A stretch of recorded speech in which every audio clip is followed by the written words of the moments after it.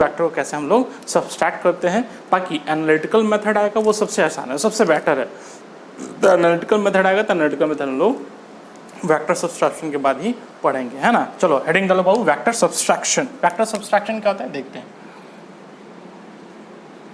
Vector subtraction heading क्या डालेंगे बाबू हम लोग, वेक्टर सब्सट्रैक्शन हेडिंग डालेंगे।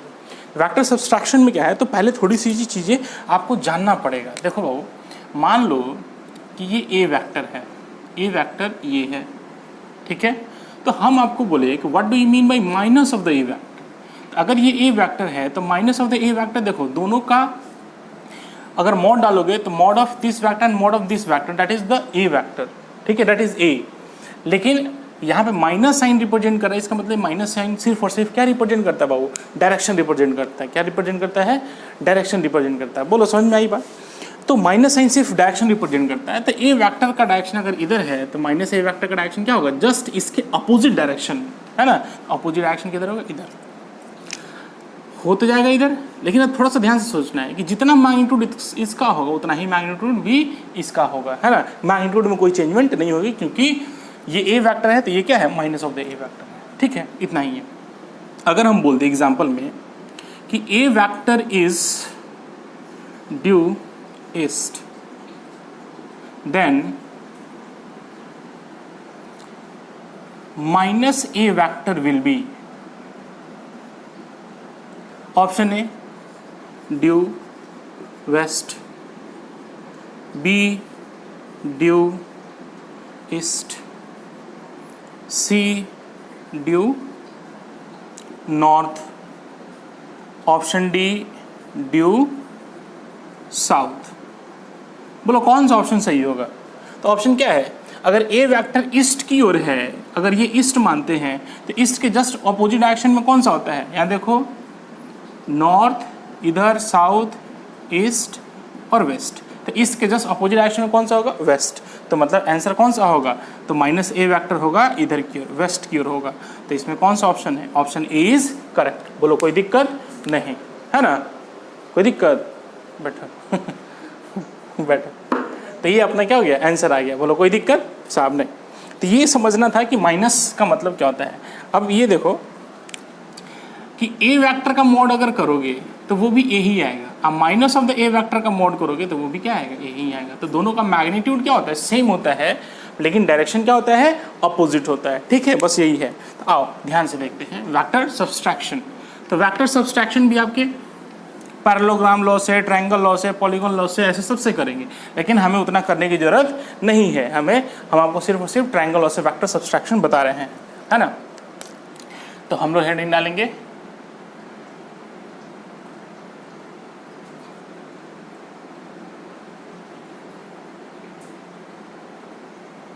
Triangle law of vector subtraction,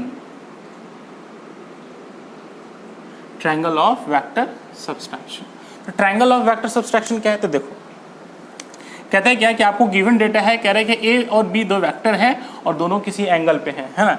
late हम यहाँ पे एज्यूम कर ले रहे हैं A and B are two vector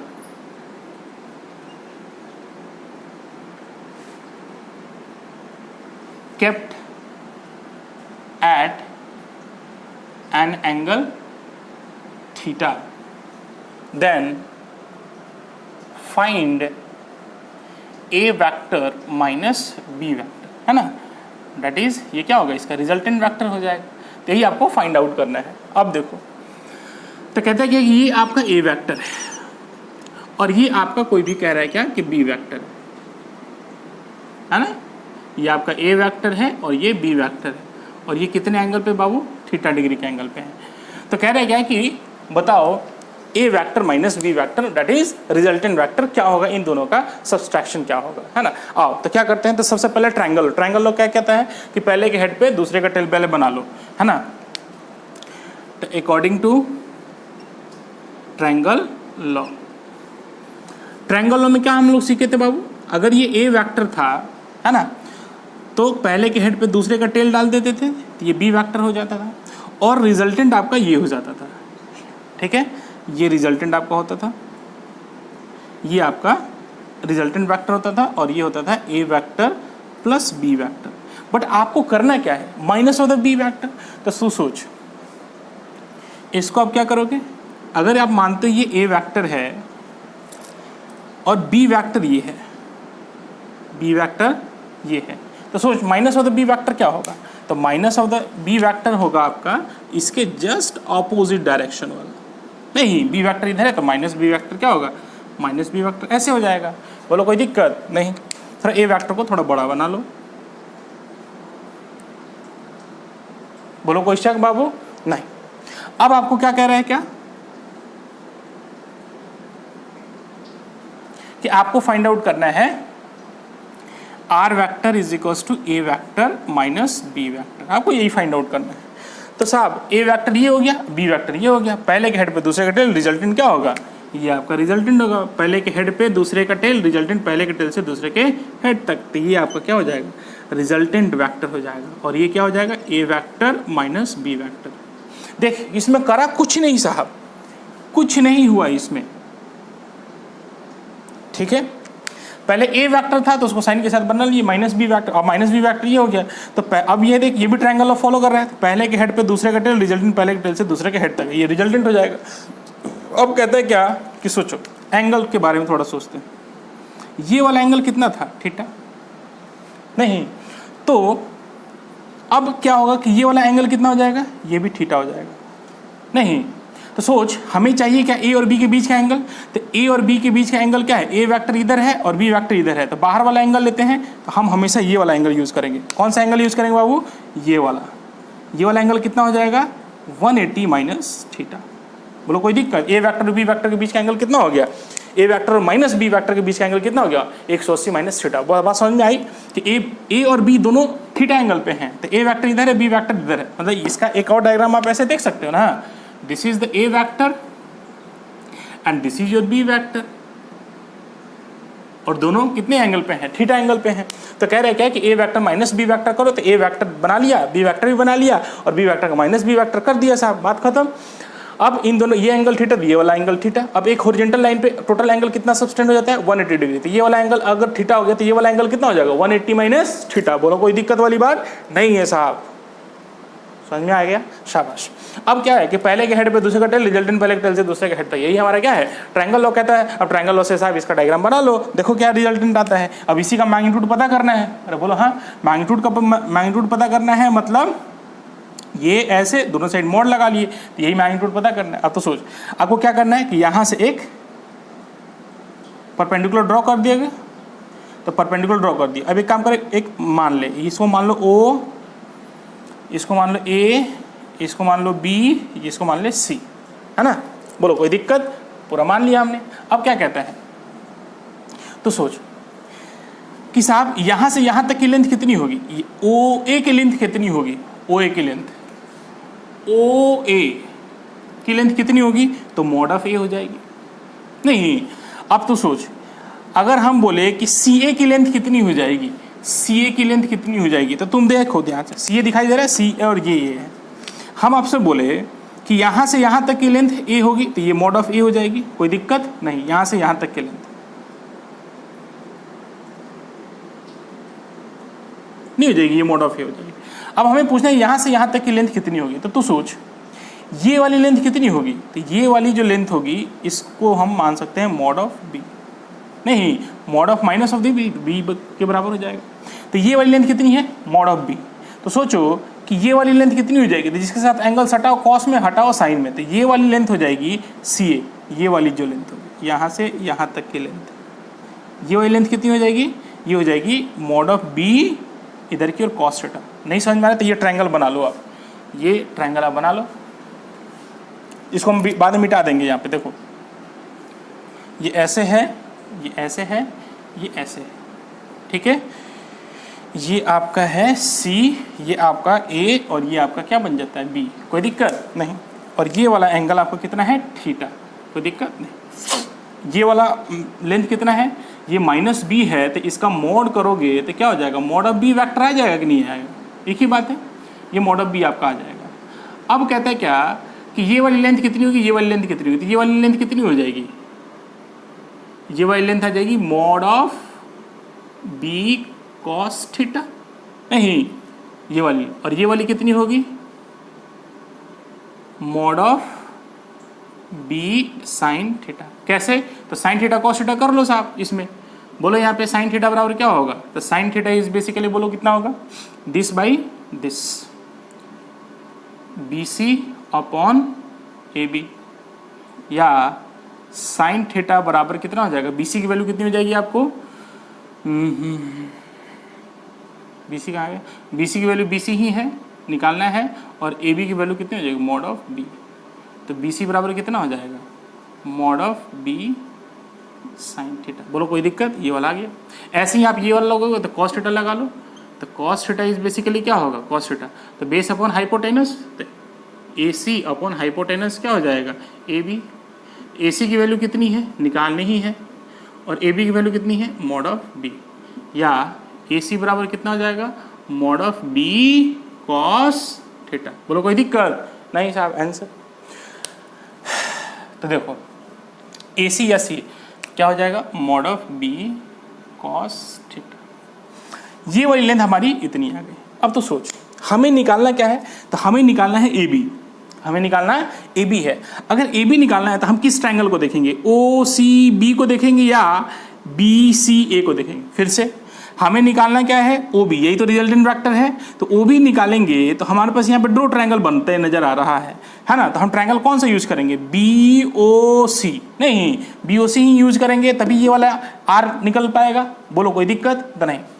तो बी ओ सी में आपको निकालना पड़ेगा ओ सी की लेंथ। तो तुम सोचो कि ये वाली लेंथ तो आ गई आपकी mod of B cos theta, नहीं तो सोचो ये वाली लेंथ कितनी आएगी, यहाँ से यहाँ तक वाली लेंथ कितनी हो जाएगी, ये पूरा लेंथ कितना है, मॉड ऑफ ए, ये लेंथ हो गया mod of B cos theta, तो ये वाली लेंथ कितना हो जाएगा, mod of A minus mod of B cos theta, है ना। बोलो कोई दिक्कत नहीं।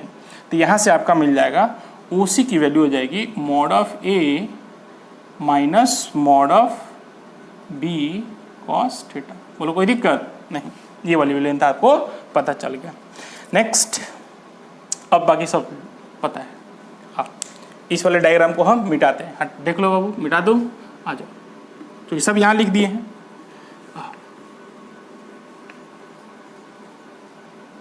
देखो कहते हैं क्या कि इन ट्रायंगल कौन सा, ओ बी सी में, देख क्या है, O according to Pythagoras theorem O B का स्क्वायर इज बेसिकली क्या हो जाएगा, ओ सी का स्क्वायर प्लस बी सी का स्क्वायर। देख इस वाले ट्रायंगल में ओ बी का स्क्वायर क्या हो जाएगा, दिस का स्क्वायर प्लस दिस का स्क्वायर। बहुत बढ़िया। ओ बी का स्क्वायर क्या है, मॉड ऑफ आर वेक्टर का होल स्क्वायर। बोलो कोई दिक्कत। ओ सी यहाँ पे देख कितना है, mod of A minus mod of B cos theta का क्या कर देंगे, whole square, plus B C की वैल्यू कितनी है, बी सी, हाँ बी सी नहीं निकाला, तो बी सी की वैल्यू कितनी हो जाएगी, वहाँ पे निकाले थे mod of B sine theta, तो ये कितना आ जाएगा, mod of B sine theta. बोलो कोई दिक्कत नहीं, ये आ जाएगा mod of B sine theta का होल स्क्वायर। कोई दिक्कत नहीं। तो मॉड ऑफ आर का होल स्क्वायर, ठीक है, बराबर कितना, ये A plus A minus B को होल स्क्वायर पे तोड़ेंगे। ए माइनस बी का होल स्क्वायर कितना होता है, ए का स्क्वायर प्लस बी का स्क्वायर, तो बी का square B square cos square theta, A का square plus B square minus 2 A B cos theta. बोलो कोई दिक्कत। अब प्लस ये वाला आ जाएगा, plus mod of B square sine square theta. कोई दिक्कत नहीं। या मॉड ऑफ आर का होल स्क्वायर बराबर ये मॉड ऑफ ए का स्क्वायर लिख लो, यहाँ पे mod of B square cos square theta, mod of B square sine square theta, तो sine square theta plus cos square theta 1, तो बी स्क्वायर कॉमन है, तो मॉड ऑफ बी का स्क्वायर, मॉड ऑफ बी का square minus 2 mod of A mod of B cos theta. नहीं अब या mod of are बराबर कितना हो जाएगा, स्क्वायर उधर चला जाएगा अंडर रूट में, अंडर रूट ए का स्क्वायर प्लस बी का square minus 2ab cos theta, ये आपका क्या मिल गया, रिजल्टेंट वेक्टर का मैग्नीट्यूड। तो वहाँ पे जब a प्लस बी करते थे, ये जब a प्लस बी वेक्टर करते थे तो उसका रिजल्टेंट का मैग्नीट्यूड कितना होता है, मॉड ऑफ a का स्क्वायर प्लस b का square plus 2ab cos theta. इसमें क्या होगा, a vector minus b vector, है ना, r बराबर a vector minus b vector करोगे तो क्या होगा उसका मैग्नीट्यूड, तो mod of under root a का स्क्वायर प्लस b का स्क्वायर माइनस 2ab, सिर्फ और सिर्फ क्या लग जाएगा यहाँ पे, माइनस लग जाएगा। बोलो कोई दिक्कत तो नहीं साहब, ठीक है। तो ये रिजल्टेंट आ गया, है ना। अब रिजल्टेंट साहब का कुछ अपना डायरेक्शन भी होगा, ये डायरेक्शन आपने क्या माना था, अल्फा, है ना। अब इस अल्फा की वैल्यू हमें क्या करना है, निकालना है। तो यहाँ पे लिख लो for direction of R vector, तो क्या लिखेंगे, tan अल्फा। tan अल्फा की वैल्यू कितनी हो जाएगी, बोलो, यही ट्रायंगल में ओ बी सी में ही, तो tan alpha is basically B C upon O C, B C upon O C, या tan alpha is equals to, B C की वैल्यू कितनी है, mod of B sine theta, mod of B sine theta upon O C की value कितनी है, O C की value है mod of A minus mod of B cos theta. बोलो कोई दिक्कत, या अल्फा बराबर क्या हो जाएगा, tan inverse right hand side का पूरा चीज ब्रैकेट में, mod of B sine theta upon mod of A minus mod of B cos theta. बोलो कोई दिक्कत तो नहीं साहब, कुछ नहीं है, एकदम सिंपल है, एकदम सिंपल। कोई देख, सब चीज वही आया, वहां पे क्या आता था, tan alpha equals to mod of B sine theta upon A plus B cos theta. यहाँ पे क्या आएगा, mod of B minus A mod of B sine theta upon A minus B cos theta. बोलो कोई दिक्कत, यहाँ पे सिर्फ माइनस आ जाता है, एकदम एज इट इज वही। हम बोले नहीं कि साहब एक बार ट्रायंगल लो, एडिशन पढ़ ले तो सब्सट्रैक्शन कुछ है ही नहीं साहब। आपको क्या करना है, क्वेश्चन अगर आएगा, है ना, तो आपको अगर a माइनस बी करना है तो b वेक्टर बना लेना है, उसके बाद माइनस बी वेक्टर कर लेना है ना। अब माइनस बी वेक्टर करने के बाद, अब दो तुम प्लस वाले पढ़े थे तो प्लस वाले में ही b की जगह पे माइनस पुट कर दो, b की जगह पे क्या पुट कर दो, माइनस बी पुट कर दो। ये स्क्वायर पॉजिटिव में ही रहेगा, ये स्क्वायर पॉजिटिव में रहेगा, यहाँ पे प्लस 2 मॉड ऑफ a, यहाँ पे क्या आ जाएगा, माइनस कॉस थीटा। बस खत्म कहानी, बस माइनस पुट कर देगा। बोलो आगे बढ़ जाए, देखो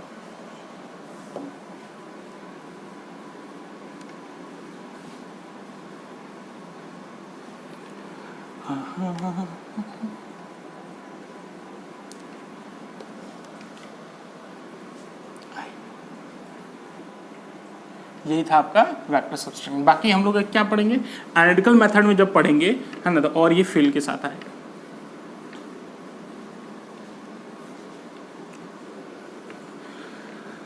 हाँ। क्या है बाबू कि कुछ लोग का कहना है कि सर सिलेबस बहुत धीरे चल रहा है ना। कुछ लोगों का क्या कहना है कि सर सिलेबस बहुत ही धीरे चल रहा है, तो उसे टेंशन नहीं लेना है, सिलेबस बहुत धीरे चल रहा है तो, है ना, हम लोग सिलेबस को पूरा टाइमली पूरा करेंगे, है ना। बाकी घबराना नहीं है सिलेबस से, है ना। अभी क्या है कि स्टार्टिंग है, स्टार्टिंग में धीरे धीरे चल रहे हैं, क्योंकि साहब नहीं समझ में आता है बच्चों को, उसका धीरे धीरे आप लोग समझदार हो जाओगे तो धीरे धीरे रफ्तार क्या होगी, इतना बताना नहीं पड़ेगा, धीरे धीरे रफ्तार अपने आप बढ़ जाएगी, है ना। टेंशन नहीं है, एक दिन में एक चैप्टर भी अपन निपटा सकते हैं, और एक दिन में, और एक चैप्टर आपका एक दिन में भी खत्म हो सकता है, एक चैप्टर आपका एक महीने में भी खत्म हो सकता है, एक चैप्टर आपका 2 महीने 3 महीने में भी खत्म हो सकता है ना। तो उससे घबराने की बात नहीं है ना। आपका सिलेबस पूरा कवर होगा, बस जितना पढ़ा रहे हैं उतना समझते रहिए और वैसे ही पढ़ते रहिए। आइए देखते हैं नेक्स्ट, कहते हैं क्या कि हम लोग पढ़ेंगे टाइप्स ऑफ वेक्टर। क्या पढ़ेंगे, types of vector. Types of vector में सबसे पहले हम लोग पढ़ेंगे नल वेक्टर, है ना। क्या पढ़ेंगे, null vector. Types of vector भी नहीं पढ़ाए, टाइप्स ऑफ वेक्टर अब पढ़ाएंगे, है ना। तो टाइप्स ऑफ वेक्टर हम लोग पढ़ेंगे नल वेक्टर। तो नल वेक्टर को एक और नाम से बोला जाता है नल वेक्टर और जीरो वेक्टर। इसके बहुत सारे नाम हैं, नल वेक्टर बोल लो या जीरो वेक्टर बोल लो या सूडो वेक्टर, सूडो वेक्टर बोल लो, या और भी नाम है इसका, और फॉल्स वेक्टर, है ना, ये सब इसी के नाम है। जिस मर्जी से आपका नाम आ जाए तो घबराना नहीं है। कहते हैं कि null vector, zero vector, pseudo vector, false vector, है ना। ये क्या है कि साहब एक सूडो का नाम ही समझ में आया कि आभासी है, फॉल्स मतलब गलत, है ना, जीरो मतलब जीरो, और नल मतलब कुछ नहीं, मतलब सब मिला जुला के देखो कि सब चीज़ का मीनिंग क्या है, एक ही निकल रहा है। इसका मतलब क्या है लिखेंगे, नल वेक्टर क्या होता है, the vector those vector whose magnitude is equal to 0 is called null vector। कहते क्या है कि ऐसे वेक्टर जिनका मैग्नीट्यूड ही बाबू क्या हो, जीरो हो, जिनका मैग्नीट्यूड कितना हो, जीरो हो, वैसे वेक्टर को हम लोग क्या बोलते हैं, नल वेक्टर या जीरो वेक्टर या सूडो वेक्टर या फॉल्स वेक्टर हम लोग बोलते हैं। है जा, कहते हैं क्या कि इसकी एक प्रॉपर्टीज है जीरो वेक्टर की, जो बहुत बार एग्जाम में पूछा जाता है साहब, ये प्रॉपर्टीज है ना, प्रॉपर्टीज हमेशा ध्यान में रखो, कुछ नहीं है बेसिक प्रॉपर्टी है, ठीक है, लिखो प्रॉपर्टीज ऑफ नल या जीरो वेक्टर। इसकी प्रॉपर्टी क्या है बाबू, तो कहता है पहला प्रॉपर्टी, कहते हैं कि अगर कोई एक वेक्टर है उसमें ये जीरो वेक्टर कैसे दिखाएंगे, को ऐड कर दो तो साहब उसके मैग्नीट्यूड और डायरेक्शन में कोई चेंजमेंट नहीं होता है। दूसरा प्रॉपर्टीज है कि अगर कोई वेक्टर है उसमें अगर ये जीरो वेक्टर को, नल वेक्टर को अगर सब्सट्रैक्ट भी कर देते हैं तब भी उस वेक्टर में कोई चेंजमेंट नहीं आती है। तीसरा पॉइंट जो आपको बता रहे हैं कि अगर किसी वेक्टर में अगर इस जीरो वेक्टर का डॉट प्रोडक्ट करें तो साहब ये जीरो आ जाएगा, क्योंकि अभी प्रोडक्ट आपको सिखाया नहीं है, डॉट प्रोडक्ट और क्रॉस प्रोडक्ट, तो ये जैसे बता रहे हैं वैसे याद रखना है ना, बाकी अपने आप समझ में आ जाएगा। तो दो वेक्टर का अगर डॉट प्रोडक्ट होता है तो वो हमेशा स्केलर क्वांटिटी मिलती है, तो ये जीरो मिलेगा, ये इसके ऊपर वेक्टर नहीं मिलेगा। लेकिन अगर किसी वेक्टर में क्रॉस से मल्टीप्लाई करें जीरो वेक्टर से तो एक जीरो वेक्टर मिलता है। तो ये चार प्रॉपर्टीज हैं बाबू, ये चार प्रॉपर्टीज आपको क्या करनी है, याद रख लेनी है एकदम। इसको ये एग्जाम में बहुत बार पूछा गया है क्वेश्चन, मेडिकल में तो और असुविधा पूछा गया है, इंजीनियरिंग में भी पूछा गया है ना, तो घबराना नहीं है साहब, इसको प्रॉपर्टीज है ये याद रखना है बस। नेक्स्ट इस पे एक क्वेश्चन देखो, जैसे हम आपको बोले mod of A plus B is equal to mod of A minus B. अगर ये दोनों बराबर हैं और कह रहा है क्या, इफ हियर, या लिखो if A vector and B vector are non zero vector. कह रहा है क्या कि ए वेक्टर और बी वेक्टर जीरो वेक्टर नहीं है, then find the angle between a vector and b vector। a vector और b वेक्टर के बीच का एंगल बताओ क्या होगा।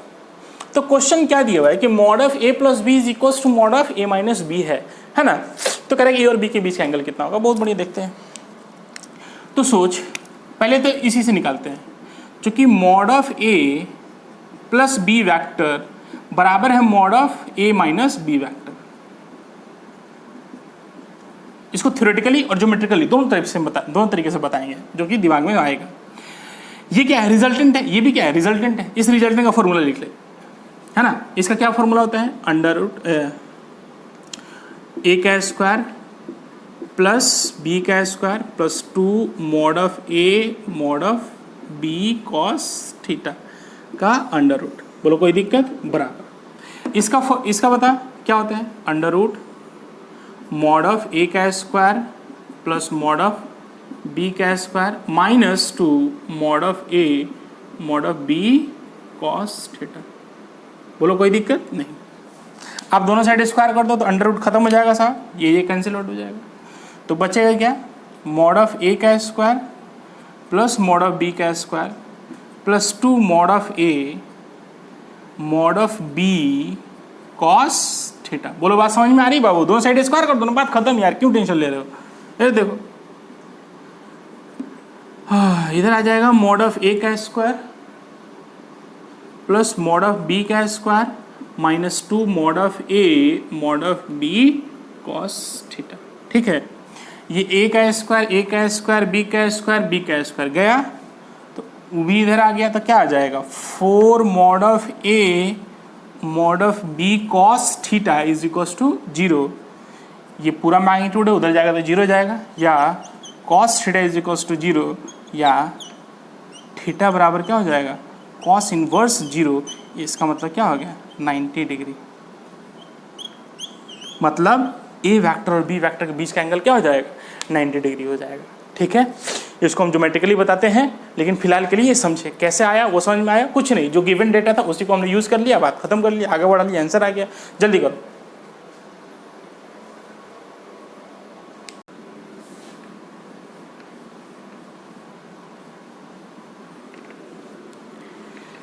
देखो ज्योमेट्रिकली देखो,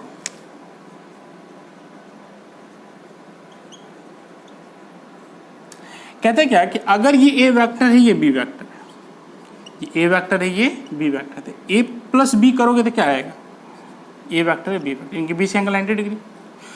तो सोचो कि पहले के हेड पे दूसरे का टेल, ये बी वेक्टर आ गया ये ए वेक्टर आ गया, तो रिजल्टेंट ये आ जाएगा। रिजल्टेंट का मैग्नीट्यूड देख, ये आर वेक्टर आ जाएगा, ये क्या आ जाएगा ए वेक्टर प्लस बी वेक्टर। लेकिन उसको क्या बोला है कि मैग्नीट्यूड बराबर, वेक्टर बराबर नहीं है, मैग्नीट्यूड बराबर है। लेकिन ए वेक्टर माइनस बी वेक्टर क्या हो जाएगा, तो ए वेक्टर ये हो जाएगा और माइनस बी वेक्टर क्या हो जाएगा ये हो जाएगा। अब इसका रिजल्टेंट देख, क्या यही आर वेक्टर आ जाएगा। तो जो लेंथ इसका वही लेंथ इसका। ये कब पॉसिबल होगा, जब दोनों वेक्टर के बीच एंगल क्या होगा 90 डिग्री होगा, तभी साहब ये वाला और ये वाला लेंथ क्या होगा बराबर होगा। तो बात समझ में आ रही है। कह रहे क्या कि क्वेश्चन में क्या था कि रिजल्टेंट का जो मैग्नीट्यूड है ए प्लस बी में और ए माइनस बी में दोनों का सेम है, तो साहब वो बताओ उनके बीच का एंगल कितना होगा। तो ये तभी पॉसिबल है जब उनके बीच का एंगल क्या होगा वो 90 डिग्री हो। बोलो कोई दिक्कत नहीं साहब, अब मिटा दो, शाबाश आगे बढ़ जाओ। इसके बाद बहुत इंपॉर्टेंट टॉपिक आपका आ रहा है, नहीं एक और छोटा सा बच्चा वाला देख। सेकंड जो आपको पढ़ा रहे हैं वो पढ़ा रहे हैं non zero vector.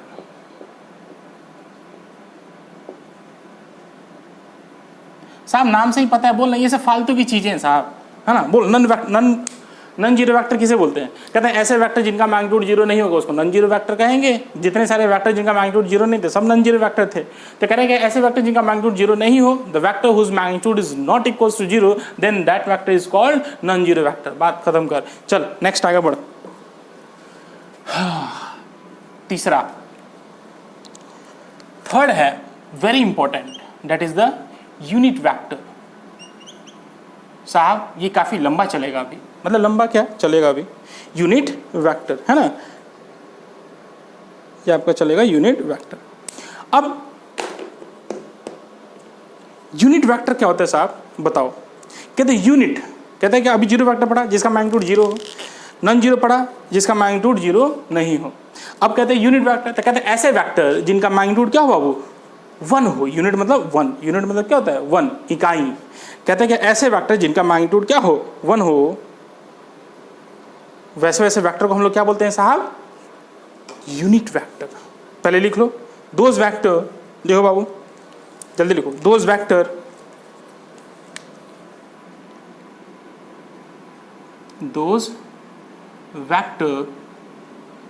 whose magnitude is equals to 1 is called unit vector, is called unit vector, है ना। तो कहते हैं कि ऐसे वेक्टर जिनका मैग्नीट्यूड क्या हो, मैग्नीट्यूड क्या हो 1 हो, इसको क्या बोलते हैं यूनिट वेक्टर बोलते हैं। तो कहते हैं क्या कि हमारे जो जीवन काल है, इस जीवन काल में बाबू टोटल 3 प्रकार की यूनिट वेक्टर हैं जो कि फिक्स किया गया है। हमारे जीवन में टोटल 3 प्रकार की यूनिट वेक्टर हैं। यूनिट वेक्टर मतलब जिसका मैग्नीट्यूड 1 होगा और डायरेक्शन भी क्या है उसका फिक्स्ड है।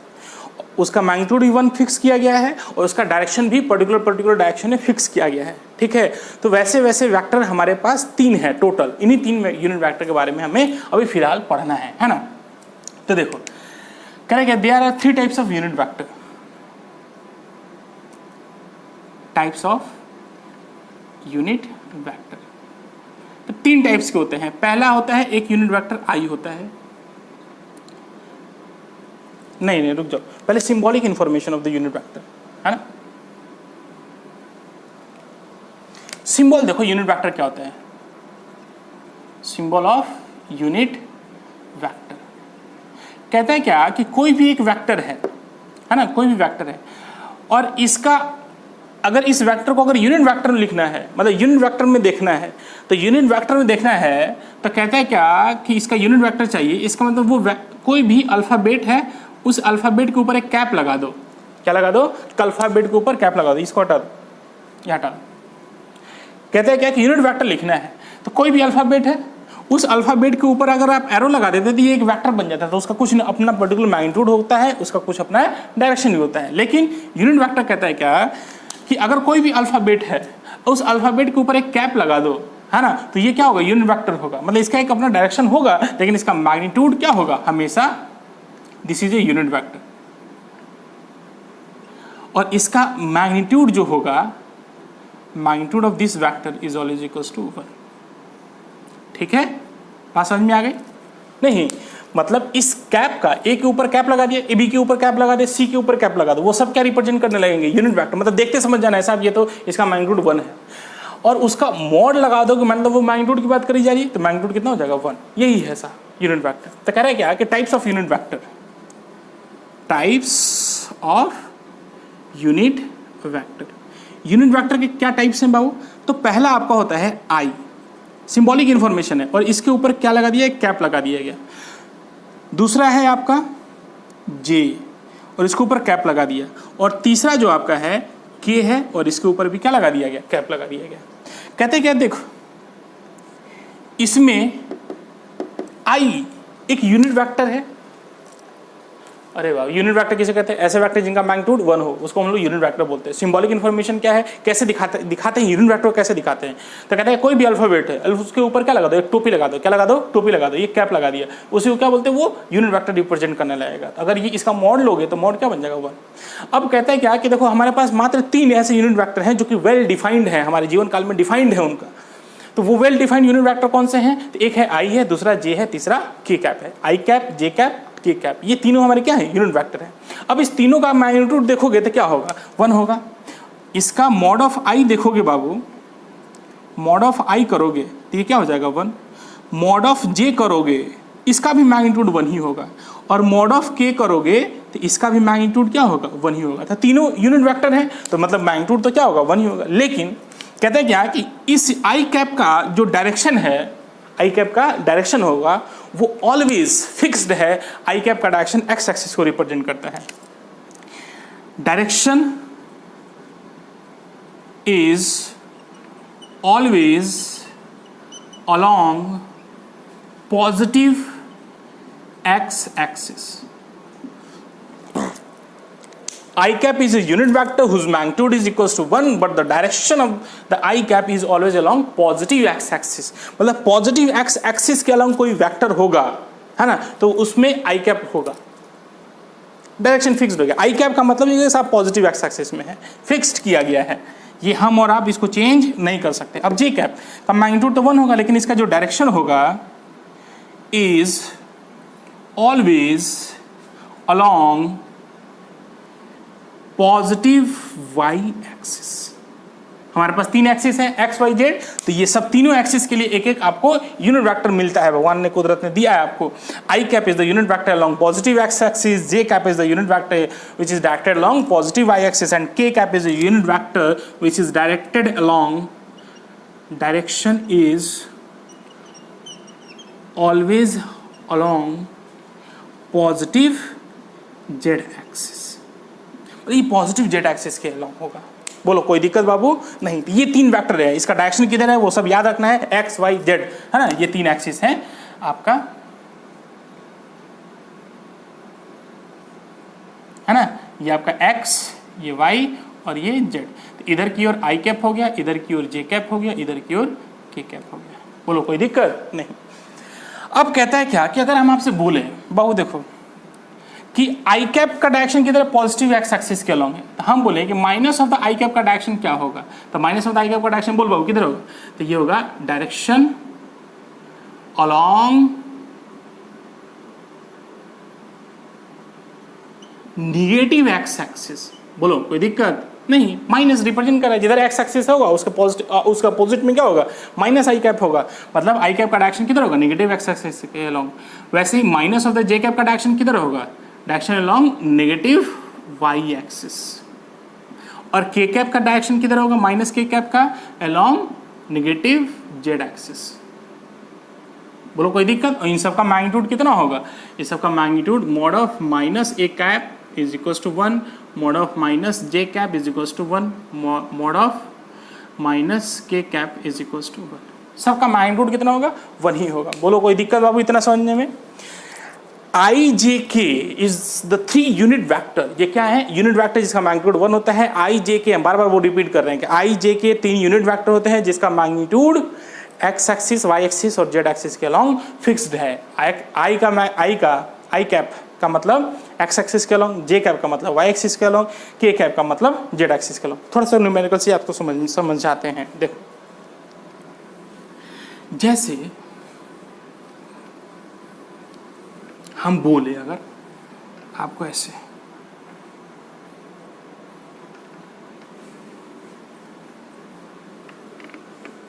जैसे हम आपको बोले कि ए वेक्टर बराबर minus A vector is equals to 3i cap है, ठीक है। इसका मतलब तुम बताओ, हम इस ए वेक्टर का पूरा हिस्ट्री बता सकते हैं, हिस्ट्री, सिविक्स, ज्योग्राफी सब पता चल जाएगा।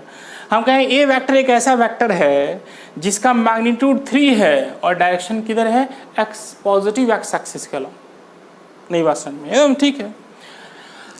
देखो कि अगर इसका मॉड करोगे तो ये मल्टीप्लायर में, तो mod of 3 into mod of I cap, तो ये क्या होगा 3 इंटू 1 दैट इज 3। तो ए वेक्टर का मैग्नीट्यूड किधर है, कितना है, 3 है, लेकिन 3 में आई लगा हुआ है, इसका मतलब एक्स एक्सिस में 3 मीटर जाना है। अगर ये मीटर यहाँ लिख दे तो क्या होगा, एक्स एक्सिस में 3 मीटर है, इसका मतलब ये देख, अगर ये एक्स एक्सिस है, ये वाई एक्सिस है, तो ए वेक्टर आपका ऐसे होगा, ये आपका ए वेक्टर होगा, ये 3i। बात समझ में आ गई।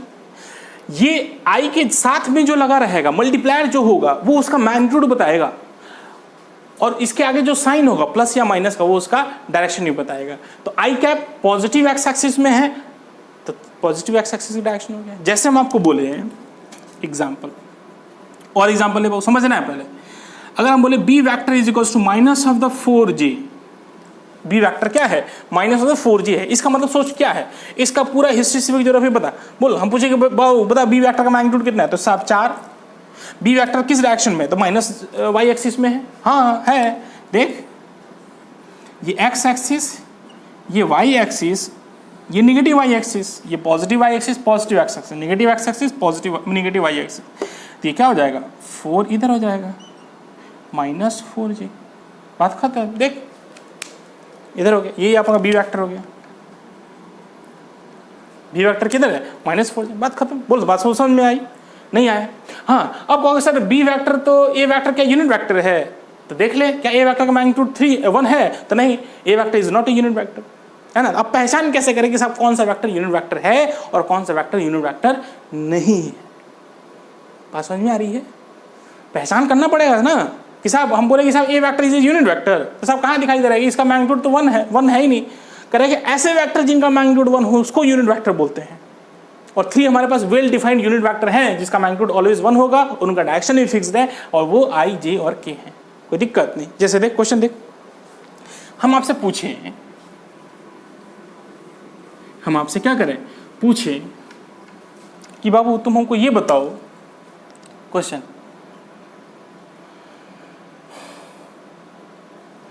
Find which vector is a unit vector, कौन सा यूनिट वेक्टर है। ऑप्शन ए बोल दे I cap plus J cap plus K cap. दूसरा 3i plus J minus K cap. Option C I cap by √2 plus J cap by √2। Option D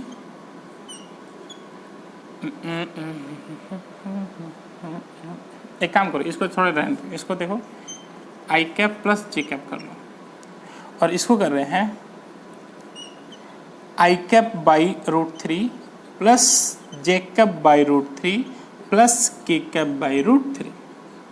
हम कह रहे क्या कि इसमें से कौन सा यूनिट वेक्टर है और कौन सा यूनिट वेक्टर नहीं है। साहब क्वेश्चन आपके पास यही है। अब बोल कैसे पहचानेंगे कौन सा यूनिट वेक्टर है और कौन सा यूनिट वेक्टर नहीं। आपको सर ये भी यूनिट वेक्टर, ये भी यूनिट वेक्टर, ये भी यूनिट वेक्टर, सब गलत चीजें हैं साहब, है ना। देख कैसे हमें तो इतना ही पता है कि साहब ऐसे वेक्टर जिनका मैग्नीट्यूड क्या हो 1 हो उसको यूनिट वेक्टर बोलेंगे। तो सबसे पहले क्या है कि इस वेक्टर का मैग्नीट्यूड निकालना पड़ेगा, इस वेक्टर का भी मैग्नीट्यूड निकालना पड़ेगा, इस वेक्टर का भी मैग्नीट्यूड और इस वेक्टर का मैग्नीट्यूड। अब बेसिकली यही है analytical method of the vector form. Vector का एनालिटिकल मेथड है ना। लिए आपको भी पढ़ाए नहीं है तो इसमें थोड़ा यहीं पे इसको याद रखो, है ना। कहता है क्या कि अगर कोई वेक्टर आई जे के का टर्म में हो, if a vector is written in the form of I, J and K, then देखो लिखो यहाँ पे स्टार देके लिखो, if a vector is written in term of I, J and K cap, then its magnitude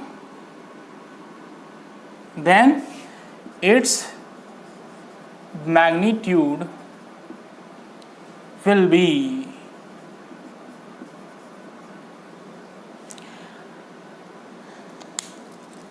तो उस vector का जो मान लो वो वेक्टर ए है, उस वेक्टर का मैग्नीट्यूड अगर लिखोगे तो जैसे देखो मान लो कि ए वेक्टर आपका लिखा हुआ है ए एक्स इंटू आई, ए का एक्स कंपोनेंट कुछ होगा, ए वाई इंटू जे प्लस ए जेड इंटू के, है ना। कोई वेक्टर इसी आई जे के टर्म में ऐसे लिखा होगा, जैसे देखो ये वेक्टर ऐसे लिखा हुआ है साहब, यहाँ पे नहीं है 1/√3 into I plus 1/√3 into J plus 1/√3 into के, है ना। तो ए एक्स इस वेक्टर का एक्स कंपोनेंट क्या हो जाएगा यहाँ पे 1/√3 हो जाएगा। इस वेक्टर का वाई कंपोनेंट कितना हो जाएगा तो 1/√3। इस वेक्टर का जेड कंपोनेंट कितना हो जाएगा 1/√3, है ना। मतलब एक्स एक्सिस के अलोंग उतना ही लेंथ में है, वाई एक्सिस के अलोंग उतना लेंथ में और जेड एक्सिस के अलोंग उतना ही लेंथ में, उसी को बोलते हैं हम लोग कंपोनेंट, है ना।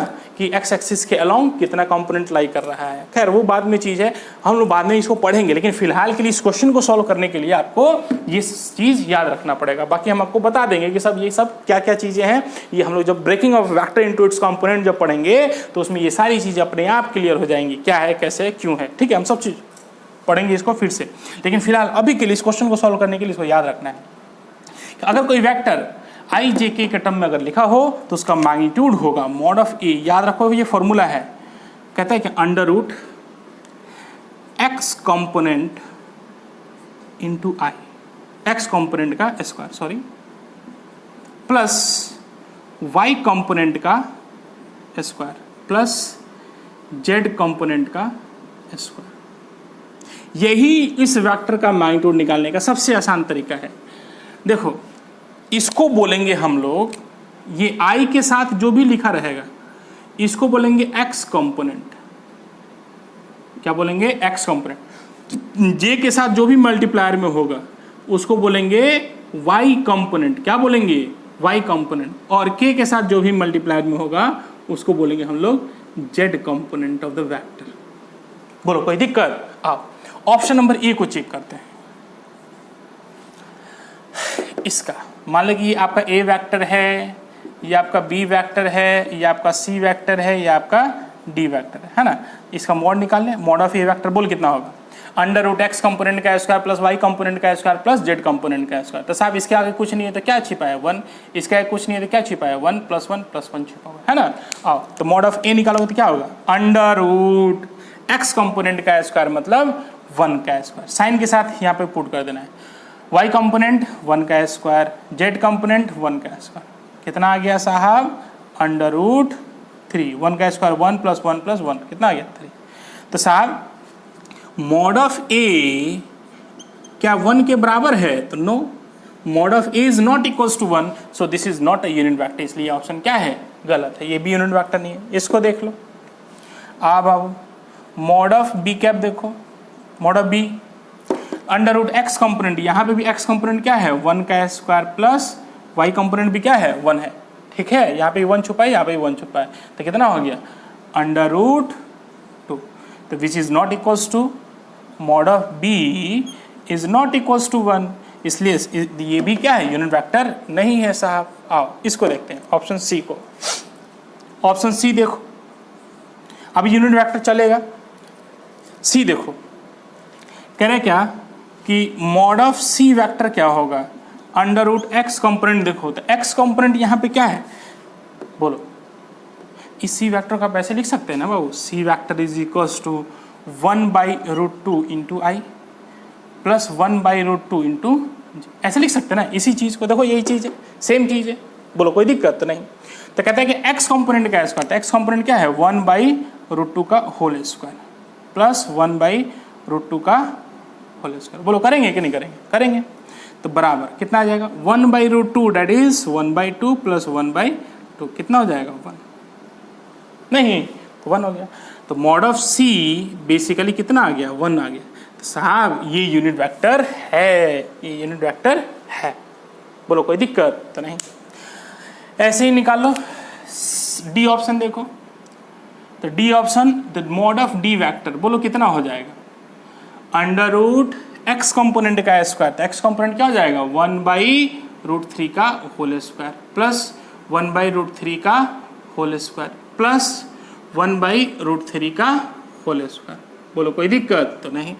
तो कितना आ जाएगा 1/3 प्लस 1/3 प्लस 1/3 कितना हो जाएगा अंडर रूट 3/3 कितना आ जाएगा 1।